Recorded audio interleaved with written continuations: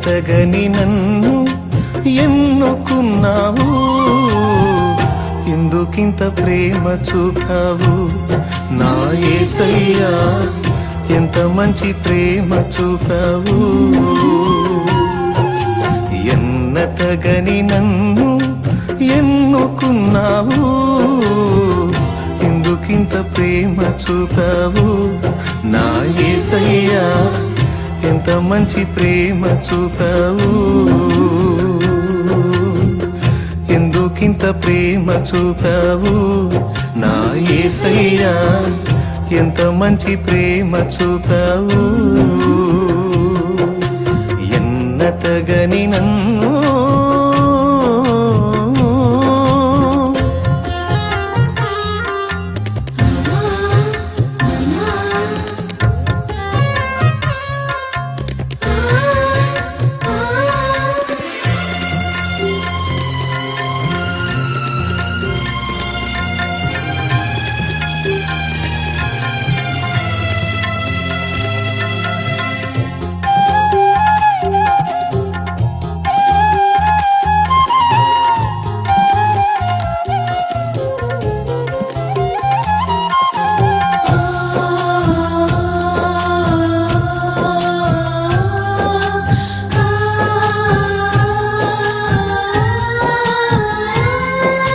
పాపినైన నన్ను నీవు కనికరించినావు, నా పాపములన్నిటిని కడిగి వేసినావు.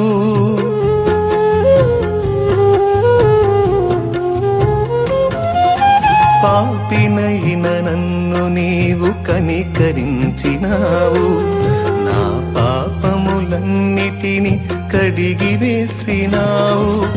పతనమైన నా జీవిత గతిని మార్చినావు, పతనమైన నా జీవిత గతిని మార్చినావు.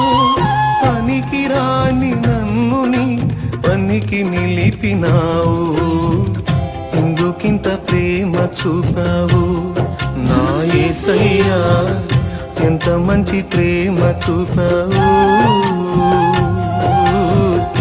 ఎందుకింత ప్రేమ చూపావు నా యేసయ్యా, ఎంత మంచి ప్రేమ చూపావు.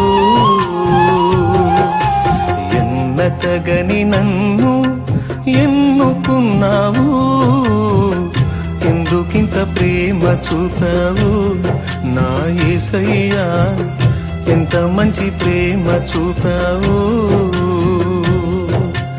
ఎన్నతగని నన్ను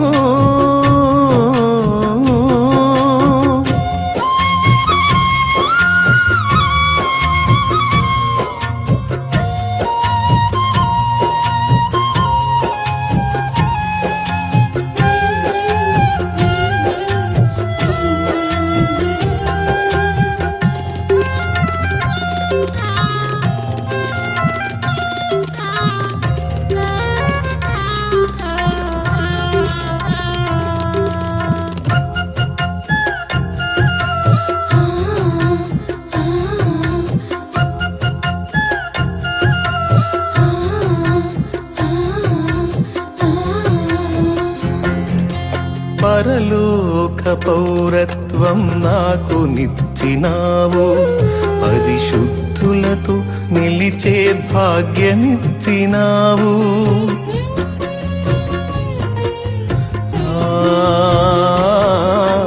పరలోక పౌరత్వం నాకు నిచ్చినావు, పరిశుద్ధులతో నిలిచే భాగ్యమిచ్చినావు.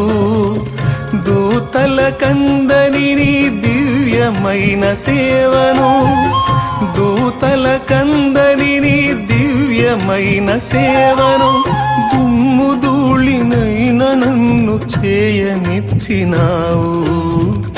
ఎందుకింత ప్రేమ చూపావు నా యేసయ్యా, ఎంత మంచి ప్రేమ చూపావు. ఎందుకింత ప్రేమ చూపావు నా యేసయ్యా, ఎంత మంచి ప్రేమ చూపావు. ఎన్నతగని నన్ను ఎన్నుకున్నావు, ఉన్నావు, ఎందుకింత ప్రేమ చూపావు నా యేసయ్యా, ఎంత మంచి ప్రేమ చూపావు. ఎన్నతగని నన్ను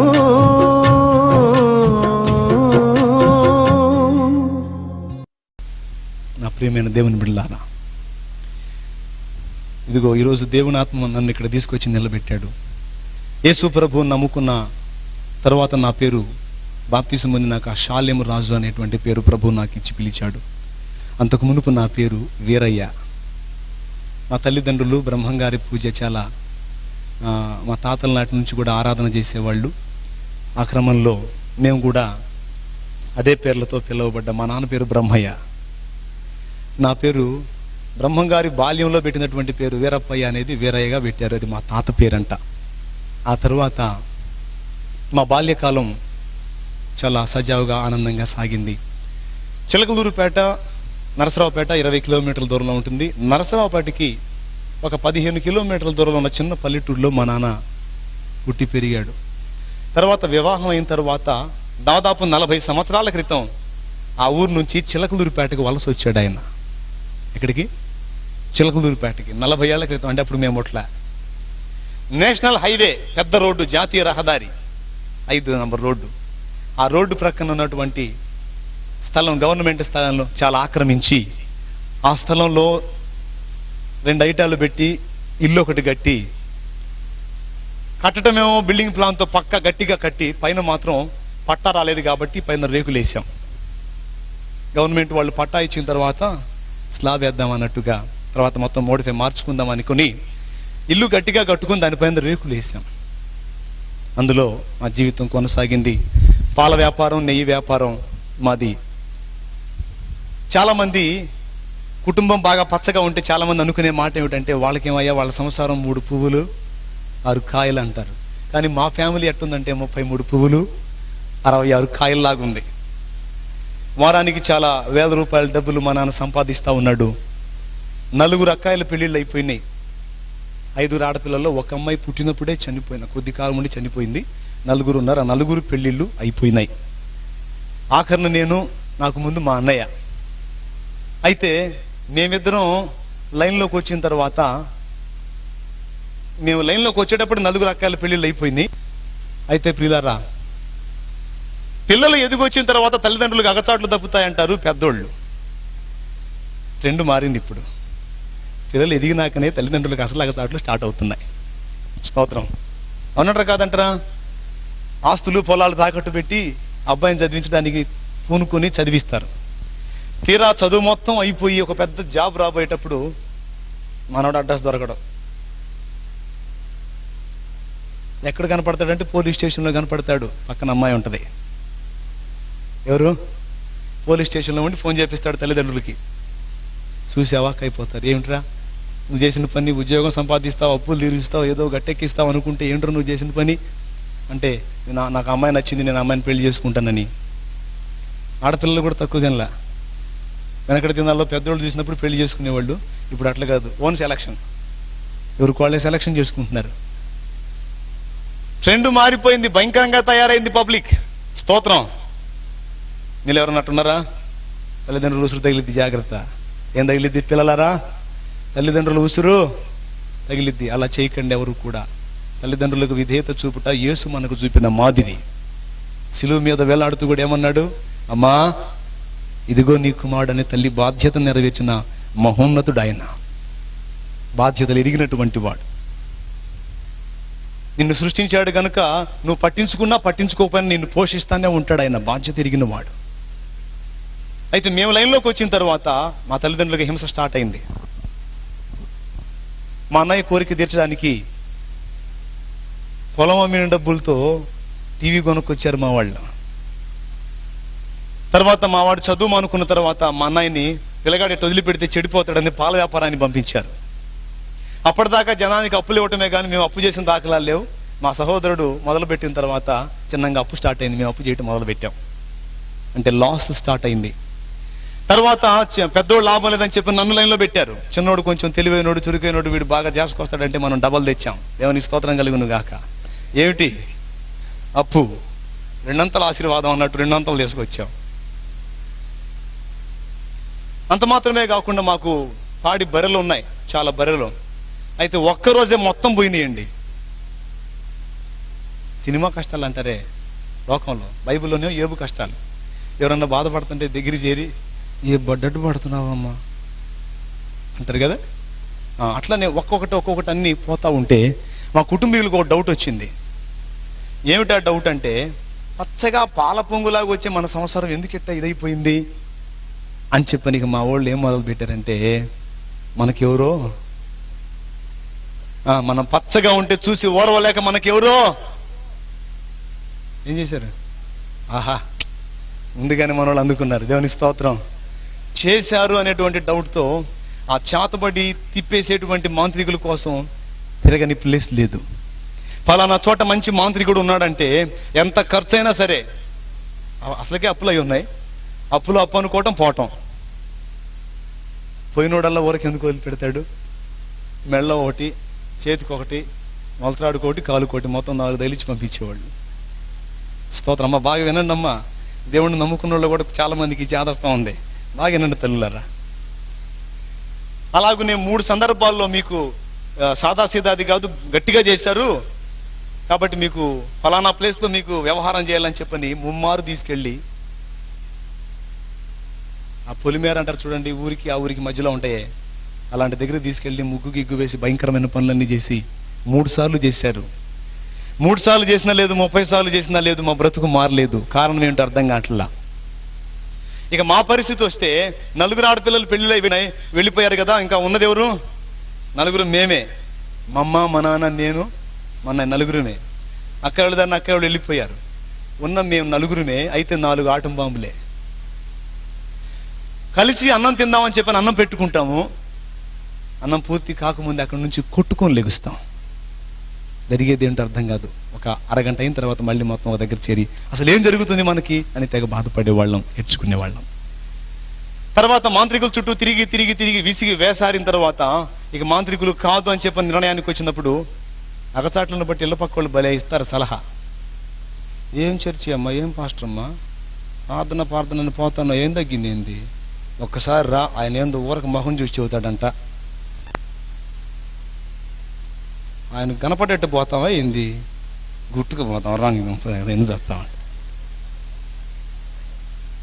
అవునా కదా, గుట్టుకు పోయొద్దాం అమ్మాయారా, జాగ్రత్త. అయిపోయింది ఆ సెక్షన్. ఈ ఇళ్ల పక్కన వాళ్ళు చేరి ఇంకొక ఐడియా ఇచ్చారు మాకు, మీరేందో చేతబడి బోతబడి అని తిరుగుతారు, అది కాదు, అసలు మీకు వాస్తు దోషం ఉందన్నారు. ఏం దోషం? అప్పుడు ఇక మా పైచం అటు మారి ఇటు పడ్డది. ఇక మేము ఉన్న ఇంటికి వెళ్ళి చూసుకోవడం మొదలు పెట్టాం. ఫలానా చోట మంచి సిద్ధాంతం ఉన్నాడంటే ఎంత ఖర్చు అయినా సరే పోయేది, తీసుకొచ్చేది. ఆయన గారికి అవసరమైతే కారు అయినా పెట్టుకొని తీసుకొచ్చేది. మా పని అయిపోయిందని జనానికి తెలియదు, అడిగిన చోటల్లో అప్పిస్తున్నారు. తీసుకొచ్చి సిద్ధాంతాలు తీసుకొస్తే ఇప్పుడు ఇక్కడ కూడా ఉన్నటువంటి వాళ్ళ కొంతమందికి ఆ వాస్తు విషయంలో ఆలోచన ఉంది. అవసరం లేదండి, మనకి అది నమ్మాల్సిన అవసరము లేదు. తర్వాత నేను తెలుసుకున్నానులే. అయితే అప్పటికి మాత్రం వాస్తు దోషం వల్లనే ఇలాంటి దుష్ఫలితాలు వస్తాయని ఆలోచించి సిద్ధాంతం తీసుకొస్తే వచ్చినోడు ఎవరికి ఎందుకు పోతాడు, ఆ కిటికీ ఆడ ఎందుకు పెట్టారు అనేవాడు. ఉండకూడదు అంటే అర్జెంటుగా తీసి అది మూసేసేయండి, ఇటు పక్క పగలగొట్టి ఇటు పక్క పెట్టండి అని. ఇంకేం అటు అటు అటు పగలగొట్టి అది ఓడబీకి అది ప్యాక్ చేసి ఇటు పగలగొట్టి ఇటు పెట్టి. మేము అనుకునేది మరి ఇలాంటి తేడాలు ఇంట్లో పెట్టుకొని బాగుండమంటే ఎట్లా బాగుంటుంది అయ్యా, ఇంకా బాగుంటుందంటే చూసుకోండి, ఇంకా తిరిగి ఉండదు. ఆయన ఫీజు ఆయన తీసుకొని పోయేవాడు, మాది మాత్రం ఎప్పటి కాలు ఇట్టిట్టే. దేవునికి స్తోత్రం కలిగిన గాక. ఒకే ఇంటికి 10 మంది సిద్ధాంతులు మీరు తీసుకొని రండి బాబు, 10 రకాలుగా బగల కొట్టించకపోతే నా పేరు తిప్పి పెడతాం మళ్ళీ. ఎందుకంటే అటు బగల కొట్టించాం మా ఇల్లు, ఆ షేప్ మొత్తం మార్చాం, ఆ ఇంటి షేపు. చిన్న గొడవ వస్తే చాలు మా ఇంట్లో టేప్ పట్టుకొని అటు పక్క బట్టి. ఈశాన్యం కరెక్ట్ గానే ఉంది, వాయువ్యం కరెక్ట్ గానే ఉంది, ఆగ్నేయం కరెక్ట్ గానే ఉంది, నైరుతి కరెక్ట్ గానే ఉంది. మనకి ఎందుకు మనకి దరిద్రం? గొడవ వస్తే చాలు టేపులు పట్టటమే. హింస మామూలు హింస కాదు. దేవుని స్తోత్రం. చివరికి ఈ వాస్తువులతో కూడా విసిగి వేసారిపోయాం ప్రియులారా. ఇక అప్పులు ఇచ్చేవాళ్ళు సర్దుకున్నారు. ఇట్లా సిద్ధాంతులు తెచ్చి తెచ్చి తెచ్చి తెచ్చి మేమే కాదు, మాతో పాటు చిలకలూరుపేటలో చాలా మంది బంగారం లాంటి బిల్డింగులు పగలగొట్టి, అటు పగలగొట్టి ఇటు పగలగొట్టి శుభ్రంగా ప్లాట్లు అమ్ముకుని పోయారు. ఏమమ్ముకొని, అయ్యా వాస్తు పిచ్చోళ్ళారా జాగ్రత్త, కంటి బాధకి కాళ్ళ మందేస్తే తగ్గదో మాకు తెలియలే ఆ సంగతి. సమస్య అసలు ఏమిటో, ఆ తొలగిపోయే మార్గం ఏంటో మాకు అర్థం కాలేదు. చింత తెచ్చిన పులుపు జావదని యేసు ప్రభు అంటే పడేది కాదు. ఇలానే మంచాలు ఆరు బయట వేసుకుని దేవుని పాటలు వినపడుతున్నా, మాటలు వినపడుతున్నా, తిట్టుకుంటా దూషించుకుంటా ఉండేవాళ్ళం. మా బ్రదర్ అయితే ఇంకో ఘనకార్యం కూడా చేశాడు. అందుబాటులో చర్చి ఉండి రోజు సాయంత్రం పూట వాక్యమో పాటలు వినపడతా ఉంటే ఇది ఒకటి పెట్టి అటు గోలగోలు చేస్తారని చెప్పని ఒకరోజు ఆ చర్చిలో యాంప్లిఫైర్ దొంగతనం చేసి అమ్మొచ్చాడు. ఇప్పుడు పెట్టండ్రా ఏం పెట్టి పెడతారు అని. దేవుని స్తోత్రం. ఇప్పుడు మా అన్నయ్య చేసే పని అదే, చర్చిలో యాంప్లిఫైర్లు సెట్టింగే. చప్పడు కూడా దేవుని మహిమపరచండి, రోషం కలిగిన దేవుడు. ఏదైతే కొట్టేశాడో దాని సెక్షన్ ఇప్పుడు ఆయన. నా ప్రియమైన దేవుని బిడ్డలారా, సిద్ధాంతుల చుట్టూ తిరిగి తిరిగి అయిపోయింది, విసిగి వేసారి. ఇక వాళ్ళకి ఇవ్వటానికి డబ్బులు లేక, వాళ్ళని తెప్పించడానికి డబ్బులు లేక ఆ వాస్తు శాస్త్రం పుస్తకం తెచ్చి నేను చదివి నేను కూడా ప్రయోగాలు మొదలుపెట్టా. నేను చదివి చెప్పటం, వాళ్ళది షేపులు మార్చటం. పాపం ఎన్ని తిప్పలు పడినా లేదు జవాబు, అయిపోయింది. ఇక మూడో రౌండ్ ఏం చేశామని తెలుసా? ఈ వేదనలు ఎట్లుంటే మా నాన్న మరో కబురు తీసుకొచ్చాడు. ఫలానా చోట మంచి పనోడు ఉన్నాడంట, మాంత్రికుడు, తర్వాత సిద్ధాంతి కూడా, మనకి ఏ తేడా ఉన్నా చెప్తాడంట, కాదు కొద్దిగా ఫీజు ఎక్కువ అంట.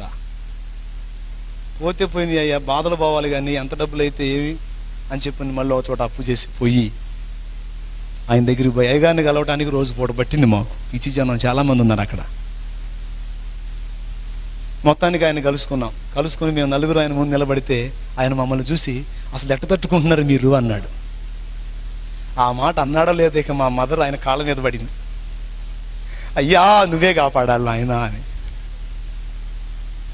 ఆయన అంటూ నా దగ్గరికి వచ్చారుగా, తిప్పేస్తా అన్నాడు. ఏంటిది తిప్పేస్తా, ఇంకొండదు అన్నాడు. అప్పుడు ఈ దెబ్బతో మన స్టారు మారిద్ది కాబోలు, ఎక్కడెక్కడ సొమ్మంతా మా ఇంటికి వచ్చేది కాబోలని మేము అనుకున్నాం. విన్నారా? సరే మీకు చేశారులే కానీ వాళ్ళ పేరు చెప్పను, చెబితే మీరు కొట్టుకొని చేస్తారు, చెప్పనులే కానీ మీకు మొత్తానికి చేస్తాను, నేను చేస్తానని కొంత డబ్బు తీసుకుని అందరికీ తలా ఒకటి తగిలిచ్చాడు ఆయన కూడా. తర్వాత మీ ఇంట్లో కూడా నేను వచ్చి సరి చేయాల్సింది కొన్ని ఉన్నాయి, ఒక రోజు నన్ను తీసుకెళ్ళండి వచ్చి సరి చేస్తానన్నాడు. ఆయన అన్న మాట ప్రకారం ఒక రోజు తీసుకెళ్ళాం. ఇంట్లో ఏదో మూల వ్యవహారం చేశాడు, అది చేశాడు ఇది చేశాడు, ఆయన దారిని ఆయన పోయాడు. ఇక మీకు బాగుంటుంది చూసుకోండి అన్నాడు. ఎక్కువ డబ్బులు వదిలినాయి కదూ, 4 రోజులు ఓపిక పెట్టాం, బాగానే ఉందిలే అనుకుంటా. తర్వాత మళ్ళీ మొదటికి వచ్చింది వ్యవహారం.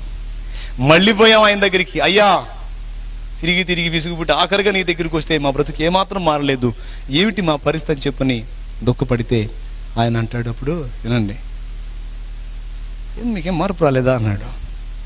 ఏం మార్పు వచ్చింది? ఏం లేదండి, అదే పరిస్థితి మాదంటే.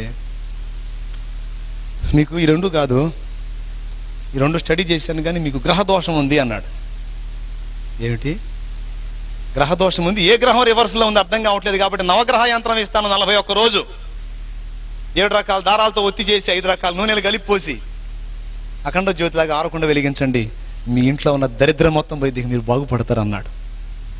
అర్థమైందా? ఎన్ని రకాల దారాలు, ఎన్ని రకాల నూనెలో వేసి చేసేసేయండి, మీకు తిరుగు ఉండదు అన్నాడు. ఈ దెబ్బతో మాకు బాగుపడతామేమో అని చెప్పని ఈ ఎగసాట్లోనే మాకు పెళ్ళిళ్ళు పిల్లలు కూడా. అయితే ఎవరు పూజ చేయాలి ఇప్పుడు? మా కుటుంబం అంతా కూడా. నేను మహాభక్తుణ్ణి, గణేష్ బీడీలు దాగినోడు ఆ బీడీలు దాగి కాగితం పడేస్తే ఆ కాగితాన్ని ఎవరన్నా తొక్కుతారేమో, స్వామిని ఎవరన్నా తొక్కుతారేమో తీసుకెళ్ళి చెట్లల్లో పెట్టి వచ్చేవాడిని నేను. ఆ రేంజ్ పిచ్చి నాది. అర్థమైందా? ఎక్కడన్నా నా కంటికి కనపడదంటే ఏదన్నా బొమ్మ, దాన్ని తీసుకెళ్ళి దాచిపెట్టొస్తాను ఎవరు తొక్కకుండా. నాకు తెలియదు అందులో జీవము లేనిదని. అయితే ప్రిల్లరా, ఎవరు చేస్తారు ఈ పూజ అంటే మన చిన్నోడే అని చెప్పి అందరూ కలిసి నా నెత్తిన వేశారు. రోజుకు 3 సార్లు స్నానం చేయాలి, చాలా నిష్ఠతో నియమంతో చేయాలి. సరే, కుటుంబం బాగుపడిద్ది, ఏ తిప్పలైనా పడదాం అని చెప్పి నేను పూనుకున్నాను ఆ పూజ చేయటానికి. ఆయన ఆవాలు ఇచ్చాడు, ఇంటి చుట్టూ జలమని పూజ చేసి ధూపం ఇంటి నిండా కొట్టేవాడిని. ఇక మా పిచ్చి ఏ రేంజ్కి ముదిరిందంటే, మా ఇంటికి ఎవరన్నా వచ్చి వెళ్ళేటప్పుడు వెనక్కి చూశారంటే అదిరిపోతారు. ఎందుకంటే వాళ్ళు కూర్చున్న స్థలంలో కొన్ని జల్లుతుంటాం మేము. అదురు పోయి ఆ ఇంటికి పోతే ఏందో, నేను కూర్చొని లేచి వచ్చిన కాడ జల్లుతున్నారు, కొంప తీసి నాకు చేస్తున్నారేమని వాళ్ళ భయం. జనం కూడా సర్దుకున్నారు ఎవరు రాకుండా. ప్రియులారా, అంత హింసపడ్డాం. చివరికి 41 రోజు నేను పూజ ఫుల్గా, రోజు ధూపం ఫుల్గా ఇంటి నిండా కొట్టి బయటకు వచ్చేవాడిని. ఆవాలు తీసుకొని ఇంటి చుట్టూ జల్లి, మా ఇంటి పక్కన మా చిన్నమోళ్ళ ఇల్లు ఉంది, ఆ ఇంటి మీద కూడా కాసిన జల్లేవాడిని. నా ఫీలింగ్ ఏంటంటే, వాళ్ళ కొంపలో దరిద్రం ఏమన్నా మా ఇంట్లోకి వస్తుందని నా ఫీలింగ్.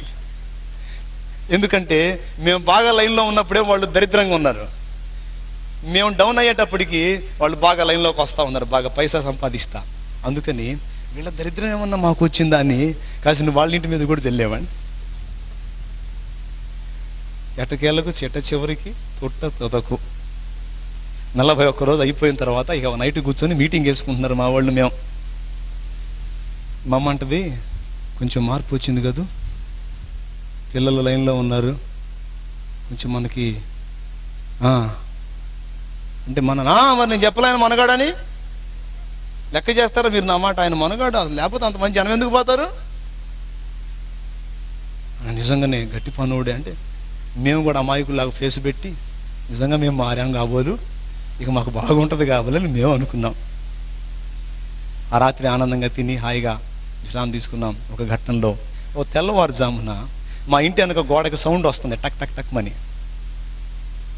ఏంది సౌండ్ వస్తుందని చెప్పని ఆ తెల్లవారుజామున లేచి బయటికి పోయి చూస్తే,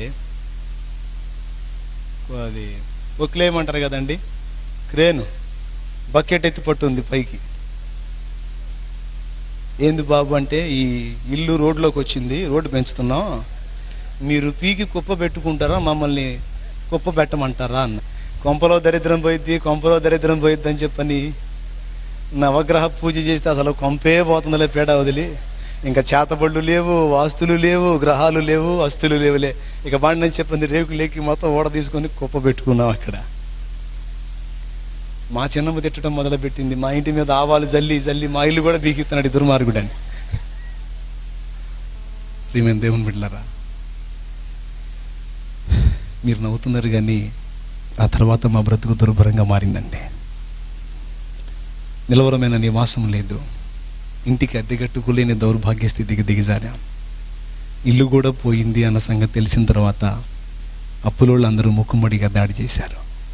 ఒకళ్ళు వచ్చి టీవీ తీసుకొని పోయారు, ఒకళ్ళు వచ్చి బూతులాడు, రకరకాల మాటలు మాట్లాడు తృణీకరించి ఎన్ని రకాలుగానో వేధిస్తే చిలకలూరుపేటలో మనుగడ కష్టమై నరసరావుపేటకి వెళ్ళి అక్కడ బ్రతుకు తెరువు ప్రారంభించాం. దినమంతా అందరం కష్టపడి డబ్బు సంపాదించిన చేసిన అప్పులకు వడ్డీలకు చాలని పరిస్థితి వచ్చింది. చాలా ఘోరంగా మారిపోయింది. మా పసిబిడ్డలకు పట్టెడన్నం తృప్తిగా పెట్టలేని దౌర్భాగ్య స్థితికి దిగజారాం. అవునండి, అంత మాత్రమే కాదు, పసిపిల్లలకు ఏదన్నా తినిపిద్దామని 10 రూపాయలు కొనుక్కొద్దామన్నా కూడా వడ్డీ వాళ్ళు ఎక్కడ అల్లరి చేస్తారో. అప్పులు ఎంతమందికి ఉన్న మీరు చేతులు ఎత్తండి, అప్పులు ఉన్న వాళ్ళందరూ చేతులు ఎత్తండి, చెప్తా. ఉన్నాయా? మీ అప్పులన్నిటినీ నా ప్రభు యేసు నామమున తొలగించును గాక. ఎందుకంటే వ్యాధుల కంటే కూడా ప్రమాదకరం అప్పండి. అవును, వ్యాధిగ్రస్తుడన్నా కాసేపు కాతే కాసేపు అయినా కనీసం ఆ టాబ్లెట్ వేసుకున్నప్పుడన్నా ప్రశాంతంగా నిద్రపోతాడేమో కానీ అప్పులున్నోడికి మనశ్శాంతి ఉండదు. తిన్నది వంట పట్టదు, ఎక్కడ అవమానపరుస్తారు, ఎక్కడ అల్లరి పాలవుతాను, అభాస పాలవుతానని అల్లాడిపోతుంటారు. మీలో ఎంతమందికి ఉందో లేదు తెలియదు కానీ మేము పడ్డాం. అప్పటిదాకా పూసుకొని రాసుకొని నీ బంధువుని నీ చుట్టానని తిరిగిన వాళ్ళు వరస తప్పేటప్పటికీ ఎవరు రాలేదండి, ఎవరు రాలేదు. వీళ్ళకి కనబడితే ఎక్కడ డబ్బులు అడుగుతారు అని చెప్పని మొఖం చాటేసి తిరగటం మొదలుపెట్టారు. ఈ బాధలో మేము ఉండి అప్పుల చేత ఒక పక్క సతమతం అవుతుంటే పిడుగు లాంటి వార్త మరొకటి 2002వ సంవత్సరం జనవరి 14వ తారీఖున మా 4 అక్కయ్యల్లో 4వ అక్కయ్య, 3 చిన్న చిన్న బిడ్డలు ఆమెకి. జనవరి 14వ తారీఖు సంక్రాంతి పండుగ రోజు నిండు ముత్తైదులుగా అలంకరించుకొని అమ్మవారికి పూజ చేసి తలంటూ స్నానం చేసి చక్కగా మంచి బట్టలు కట్టుకొని పిల్లలకు కూడా మంచి బట్టలు కట్టి పిండి వంటలు చేసి వాళ్ళకి తినిపించి మధ్యాహ్నం పూట మరి టీవీలో అప్పుడు ఆమె ఆరాధించేటువంటి ఆ విగ్రహాలు నాటికి వస్తుంటే చూస్తా బట్టలు పిండుకుంటా ఉంది. సంక్రాంతి అప్పుడు అక్కడ గాలిపటాలు ఎగరేస్తారు హైదరాబాద్లో. ఆ గాలిపటాలు పిల్లలు ఎగరేస్తా 2వ స్టేర్లో వాళ్ళు అద్దెకుంటున్నారు. అక్కడుండి గాలిపటాలు ఎగరేస్తూ ఉంటే వాళ్ళ ఇంటి ఎదురు పెద్ద చెట్టు 2 స్టేర్లకు వచ్చి ఉంది, పెద్ద చెట్టు. ఆ చెట్టులో తగులుకుంది గాలిపటం. ఆ గాలిపటం తీసిమని కొడుకు తల్లిని అడిగాడు.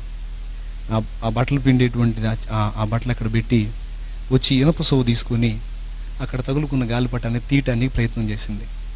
ఆ అమ్మాయి చూసుకోలేదు. ఆ చెట్టులోంచి ట్రాన్స్ఫారం నుంచి రైల్వే స్టేషన్కి వెళ్ళేటువంటి కరెంటు తీగలు పెద్దవి 3 ఫేస్ వైర్లు ఉన్నాయి. అమ్మాయి చూసుకోవాలా. 1, 2, 3 అంతే. ఆ తీయటానికి ప్రయత్నం చేసింది. టక్కుమని పట్టేసుకుంది ఆ కరెంటు. 5 అంకెలు లెక్క పెట్టేటప్పటికి ఆ కరెంటు పట్టుకోగానే తన బిడ్డలు చిన్న చిన్న బిడ్డలు కదా వచ్చి పట్టుకుంటారేమని అర్థమైందేమో. ఆ పిల్లలకి వెళ్ళి చెయ్యూపింది దగ్గరికి రావద్దని. 5 అంకెలు చదివేటప్పుడు కింద పడింది. ప్రాణం పోయేటప్పుడు ఆ 3 బిడ్డలకి ఒక్కసారి అటు చూసుకుని అమ్మాయి చనిపోయింది. ఆ ఘోరమైనటువంటి పరిస్థితి, పిల్లలు పసిబిడ్డలు కదా, ఆ మరణం మమ్మల్ని ఇంకా కలచివేసింది. మా పసిబిడ్డలకే పట్టడన్నం తృప్తిగా పెట్టలేని పరిస్థితుల్లో మేము ఉంటే ఆ అమ్మాయి మరణం మరొక సమస్యగా మాకు మారింది. ఆ అమ్మాయి చనిపోయిన కొద్ది రోజులకి ఆ అమ్మాయి భర్త కూడా చనిపోయాడు లారీ యాక్సిడెంట్లో. ఆ 3 పిల్లలు అనాథలయ్యారు. వారి బాధ్యత భారం మేమే చూడాల్సి వచ్చింది. ఈ అప్పుల బాధ ఒక పక్కన, కుటుంబ పోషణ ఒక పక్కన సతమతమయ్యే పరిస్థితుల్లో ఒక దినం ముందు మేమందరం కూర్చొని ఒక ఆలోచన చేసుకున్నాం. మీరు నమ్మండి నమ్మకపోండి, నిజం. అందరం కలిసి ఆత్మహత్య చేసుకుందాం అనుకున్నాం. మా పసిబిడ్డలతో సహా మనం పోయి బిడ్డలు ఉండకూడదు, వారికి కూడా విషం తినిపించి చంపేద్దాం, మనం కూడా చచ్చిపోదామని నిర్ణయించుకున్నాం. కానీ ఆ టైంలో మా నాన్న అడ్డగించాడు. కష్టాలు కలకాలం ఉండవంటారు. దేవుడు అనేవాడు ఒకడు ఉన్నాడు. ఏదో ఒకనాడు తప్పకుండా మనకు దారి చూపిస్తాడు, తొందరపడకండి, ఒక్క మెట్టు ఆగుదాం అని చెప్పని మా నాన్న ఆటంకపరిచాడు. అప్పుడు ఆలోచన వాళ్ళు వాయిదా వేసుకున్నారు, కానీ నేను మాత్రం వాయిదా వేసుకోలేదండి. నీచం కంటే మరణం మేలు. కాబట్టి అప్పులో చేసినటువంటి అప్పులు తీర్చగలిగే స్తోమత మన దగ్గర లేదు. అంత డబ్బు ఏం చేసి మనం తీసుకొని రాలేము. కాబట్టి వాళ్ళు వచ్చి బజారుకు లాకముందే చచ్చిపోతే బాగుండు. ఎలా చచ్చిపోవాలి? ఒక రాత్రి పండుకొని ఆలోచించుకుంటున్నాను. మధ్యరాత్రి 12:30, 1 గంట అయింది. నా భార్య బిడ్డలు ఆదమర్చి నిద్రపోతా ఉన్నారు అమాయకంగా. నా తల్లిదండ్రులు ఒక పక్క నిద్రపోతా ఉన్నారు. వాళ్ళందరి వైపు చూసి నేను కూర్చొని నేర్చుకుంటున్నాను. నేను చచ్చిపోవాలి, ఎట్ట చచ్చిపోవాలి, ఏ విధంగా చచ్చిపోతే ప్రాణం వెళ్ళిపోయిద్ది. ఇంకొకటి ఆలోచించుకుంటున్నానండి, నేను చచ్చిపోయేది ఊరకు కాకూడదు. నా మరణం వెనకన్నా నా కుటుంబానికి డబ్బు వచ్చే విధంగా చావాలి. నేను ఎలా చస్తే డబ్బులు వస్తాయి అని ఆ రాత్రి పండుకుని ఆలోచించుకుని ఏడ్చుకుంటా ఉన్నాను. ఒకవేళ నేను చనిపోతే నా భార్య పిల్లల పరిస్థితి ఏంటి? నా తల్లిదండ్రులు ఎంత దుఃఖపడతారు? అక్క చనిపోయింది, మరి నేను కూడా ఇలాగైపోతే నా తల్లిదండ్రులు ఏమనుకుంటారని, వాళ్ళు ఎలా ఫీల్ అవుతారో ముందుగానే మొత్తం ఊహించుకొని ఏడ్చుకుంటా ఉన్నాను. అప్పుడు ఆరాధించేటువంటి దేవుళ్ళ మీద కోపం వచ్చిందంటే అప్పుడు వెతికాను. ఎంతమందికి పూజలు చేశాను, ఎన్ని రకాల భక్తి క్రమాలు ఆచరించాను, ఎన్ని నియమనిష్టలతో మొక్కుబడులు చేశాను. ఇవన్నీ ఏమైపోయినాయి? ఇంతమంది దేవతలు దేవుళ్ళలో ఒక్కరన్నా సాయపడరేమిటి? నా కుటుంబం గట్టెక్కే మార్గమే లేదా? అసలు ఎందుకు మా పరిస్థితి ఇలా దిగజారిపోయింది? ఎందుకు మా జీవితం ఇలా అయిపోయిందని చెప్పని ఏడుస్తూ నేను చేసుకునేటువంటి ఆ నిర్ణయం ఘోరంగా ఉంది. రాత్రి పూర్తిగా డిక్లేర్ చేసుకున్నాను చావాలని. నాకు తెలీదు ఆ రాత్రే నా మంచి సమరయుడు నన్ను దర్శించడానికి వస్తున్నాడని. హల్లెలూయా! నా బంగారు తండ్రి నా కోసం ఆ రాత్రి వస్తున్నాడన్న సంగతి నాకు తెలియదు. నా ఇంట్లోకి అడుగు పెడుతున్నాడన్న సంగతి. ఎస్, అమ్మైన మరచేను కొన్ని వేళలా, మరువక నువ్వు కాచేవు అన్ని వేళలా.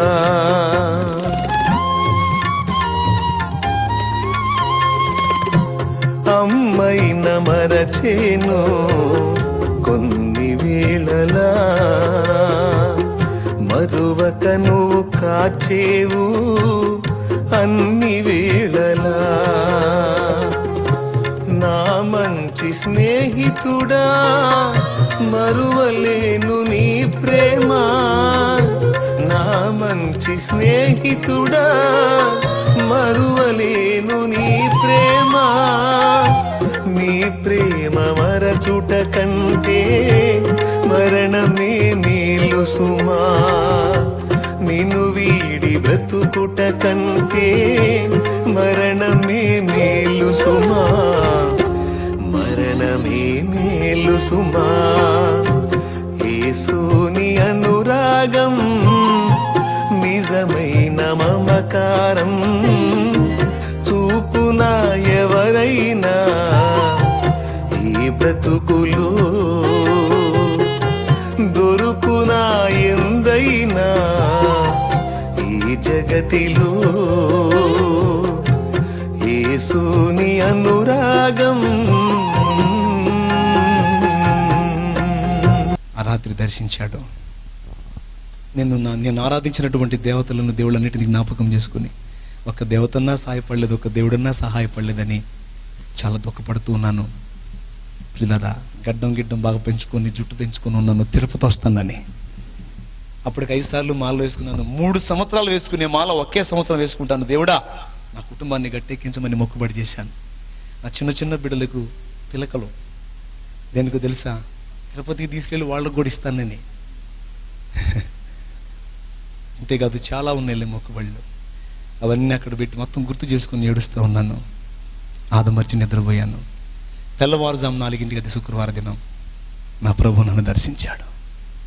ఒక స్వప్నం ద్వారా ఆయన నాతో మాట్లాడి దర్శించాడు. నేను మెలకువగలిగి లేచి కూర్చుని ఇలాంటి అద్భుత కార్యాన్ని చేయగలిగేది ఎవరు? ఒక అద్భుత కార్యాన్ని నా కళ్ళకు చూపించాడు. అది వివరించడానికి టైం లేదు. అది నా కళ్ళకు చూపించాడు. ఇలాంటి కార్యం చేయగలిగే వాళ్ళు ఎవరు? ఒకవేళ వెంకటేశ్వర స్వామి చేస్తాడేమో. కాదు, బ్రహ్మంగారి పూజ చేస్తున్నాను కదా. అవునండి, ద్వాదశాక్షరి మహామంత్రం అని ఒక పెద్ద మంత్రం ఉంది. 12,008 సార్లు అక్షరం తప్పుపోకుండా, అంకె తప్పుపోకుండా జపిస్తే స్వామి ప్రత్యక్షం అవుతాడంటే రుద్రాక్ష దండాలు ఇచ్చుకొని మెళ్ళ వేసుకుని విభూతి రేఖలు ఒంటి నిండా పెట్టుకుని పద్మాసనం వేసుకొని కూర్చొని ఉపవాసం ఉండి నోటితో అంకెలు తేడా వస్తాయేమని చెప్పి రామకోటిలాగా రాసుకుంటా చదవటం రాయటం. ఆ మంత్రం ఇప్పటికి కూడా గుర్తుంది నాకు. అస్యా శ్రీ వీరబ్రహ్మేంద్ర స్తోత్రస్య మహామంత్రస్య సిద్ధియోగీశ్వర ఋషిభక్తి చంద్ర పరాం జ్యోతి స్వరూపిణి ఓం దేవత లీం కలకం యమధర్మార్థ కామ మోక్ష పరపురుషార్థ చతురార్థ. అలా పెద్దది 12,008 సార్లు జపిస్తే స్వామి కనపడతాడంటే జపించడమే కాదు, రాయటం కూడా మొదలు పెట్టాను. ఒకవేళ ఇది రాస్తున్నాను కదా, బ్రహ్మంగారు కనపడ్డాడేమో అనుకున్నాను. ఈ స్వామి ఆ స్వామి, ఈ స్వామి ఆ స్వామి అంటుంటే నా చెవుల్లో ఒక ధ్వని మారుమోగుతుంది. ఇలాంటి కార్యములు చేయగలిగిన వాడు నజరేయుడగు యేసు ఒక్కడే. Praise the Lord. ఈ ఘడియలో నిన్ను కాపాడగలిగిన వాడు నజరేయుడగు యేసు ఒక్కడే. లే చెప్పని నా చెవుల్లో ధ్వని మారుమోగుతా ఉంది. ఒక బలమైనటువంటి ప్రేరేపణ నన్ను గుచ్చుతుంది. నేనేంటి అక్కడికి పోవటం ఏంటి అని ఒక పక్కన నా అహం నన్ను అడ్డగిస్తుంది. ఎట్టకేలకు ఒక అభిప్రాయానికి వచ్చాను. ఇన్ని దేవతలు, ఇన్ని దేవుళ్ళు, ఇన్ని సిద్ధాంతులు, ఇన్ని వేదాంతులు, ఇన్ని మాంత్రికులు తిరిగి అసలు ఒక్కసారన్నా నేను చర్చికి ఎందుకు వెళ్ళలేకపోయాను? మొత్తానికి ఏదో నాకు అడ్డుపడతా ఉందని గ్రహించి అప్పుడే తీర్మానం చేసుకున్నాను, ఇక నుంచి నేను చర్చికి వెళ్ళాలని. నా తల్లికి చెప్పాను, నేను చర్చికి వెళ్తానంటే అదేందయ్యా స్వాములకు మొక్కులు మొక్కున్నావు, అదేంటి అటు వెళ్ళకూడదు అని చెప్పని అంటదేమో అనుకున్నాను. ఒక మాట ఎందుకయ్యా అని అన్న ఆమె వెంటనే సరే పోయా ఆయనన్నా సహాయపడతాడేమో అంది. ఆ మాటతో మొట్టమొదటిసారి చర్చికి వెళ్ళాను. చర్చికి వెళ్ళేటప్పుడు ఆ స్త్రీలను అడిగానమ్మా, మంత్రాలంటే చదవటం వచ్చు, ప్రార్థన అంటే రాదమ్మా, ఎట్ట చేయాలో అని అడిగితే, ప్రార్థన అంటే మంత్రాలు కాదు బాబు, ప్రార్థన అంటే నీ గుండెలోని వేదన ప్రభువుకి విన్నవించుకో, నీ బాధను బట్టి కన్నీళ్లతో చెప్పు. ఆయన కరుణామయుడు, ఆయన నీతో మాట్లాడతాడు, నీకు సహాయపడతాడని వాళ్ళు చెప్తే, దేవుడు మాట్లాడతాడా, యేసు ప్రభు మాట్లాడతాడంటే ఖచ్చితంగా మాట్లాడతాడు. అట్లయితే ఆయనగా నాతో మాట్లాడితే నా బ్రతుకును ఆయనకు అంకితం చేసుకుంటాను అనుకున్నాను. మొట్టమొదటిసారి చర్చిలోకి వెళ్ళాను. వెళ్ళారా? దేవుడు మాట్లాడతాడా? బైబిల్లో దాదాపు 11 రకాలుగా దేవుడు మాట్లాడాడు. ఇప్పుడు సమయం లేదు, ప్రభుత్వం అయితే తర్వాత చెప్తాను. ఆ రోజు నేను దేవాలయంలోకి అడుగుపెట్టిన తర్వాత నాకు తెలియకుండానే భయంకరమైన దుఃఖం నన్ను ఆవరించింది. కుప్పలా కూలిపోయి పెద్దగా ఏడ్చాను. చర్చిలో ఒకటి మాత్రం నాకు బాగా నచ్చింది, మనసారా ఏడవటానికి భలే అవకాశం దొరికింది. ఎందుకంటే అక్కడ ఆల్రెడీ ఉన్నోళ్ళు ఏడుస్తా ప్రార్థన చేస్తున్నాను. ఆ ఏడుపులో నా ఏడుపు కూడా కలిపేశాను, పెద్దగా ఏడ్చాను. ఎంత ఏడ్చానో నాకు తెలియదు. యేసుప్రభువా, నిన్ను ఘోరంగా తిట్టి అందరాన్ని మాట్లాడిన దౌర్భాగ్యుణ్ణి, చావాలనుకుంటున్నాను, గతి లేక నిన్ను ఆశ్రయించాను. నువ్వు నాకు సహాయపడతావా? నువ్వు మాట్లాడతావంట. నువ్వు ఎటు నుంచి మాట్లాడతావు? ఎలా మాట్లాడతావు? నాతో మాట్లాడతావా? ఏడుపు తప్పితే నా బ్రతుకులో ఏమీ లేదయ్యా. యేసుప్రభువా, నాతో మాట్లాడతావా? నా మాటలు నీకు అర్థమవుతున్నాయా? ఆ ప్రార్థనలు ఎట్ట చేయాలో నా చేత కాదు, మరి నేను చేసేది నీకు అర్థమవుతుందా? నా పరిస్థితి ఏమిటని నేను అడిగినప్పుడు కొద్ది తడవ తర్వాత అటు చూడు అనేటువంటి ప్రేరణ బలంగా వస్తాను. ఆ గోడ తట్టు తిరిగినప్పుడు నేను ఏ ప్రశ్న అయితే ఆయన అడిగానో దానికి జవాబుగా ఆ గోడ మీద దేవుడు నాకు కనపరిచాడండి. చర్చిలో ఇటుపక్క ఉన్నటువంటి ఆ 2 వచనాలతో పాటు 3వ వచనం కూడా నాకు చూపించాడు. 2 రాజుల గ్రంథము 20వ అధ్యాయం 5వ వచనం.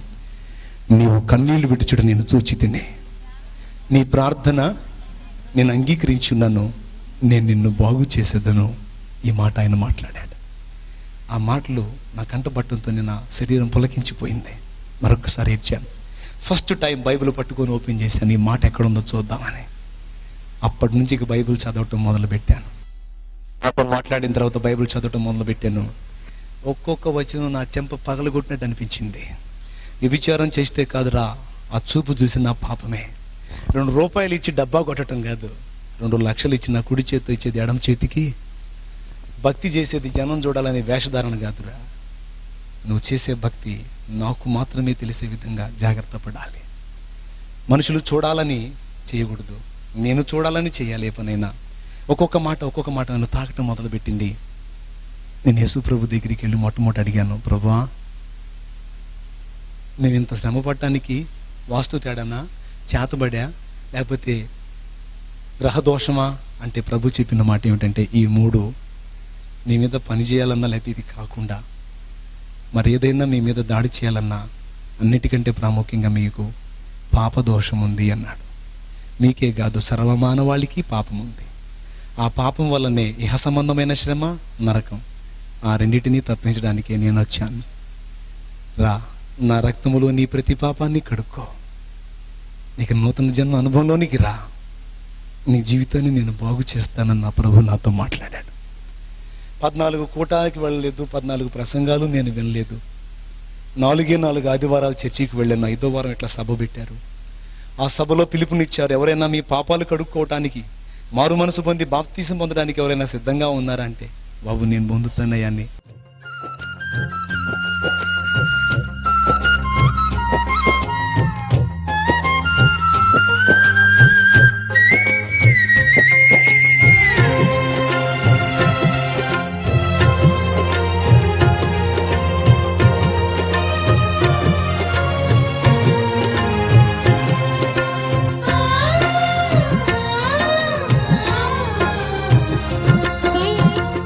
అన్యజనులలో నీ వార్తను నా బ్రతుకు ద్వారా ప్రకటింతును.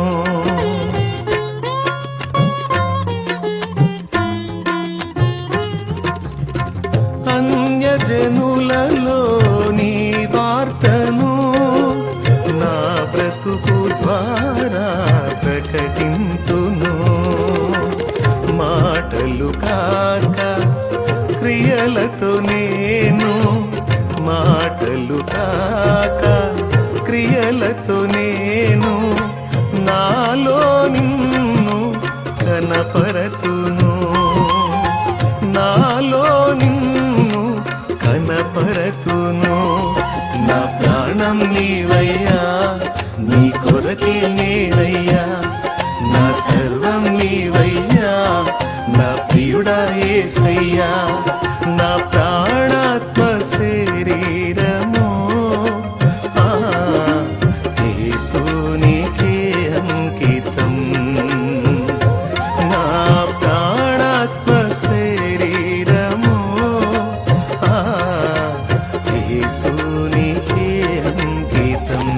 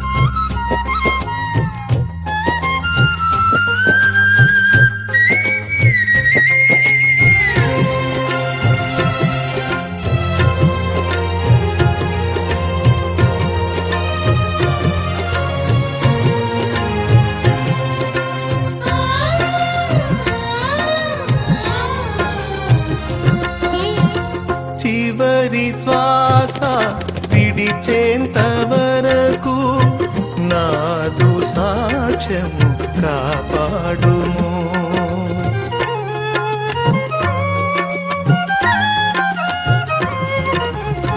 చివరి శ్వాస విడిచేంత వరకు నాదు సాక్ష్యము కాపాడుము. సాక్ష్యము చెదరి పోవుట కంటే, సాక్ష్యము చెదరి పోవుట కంటే ముందే మరణం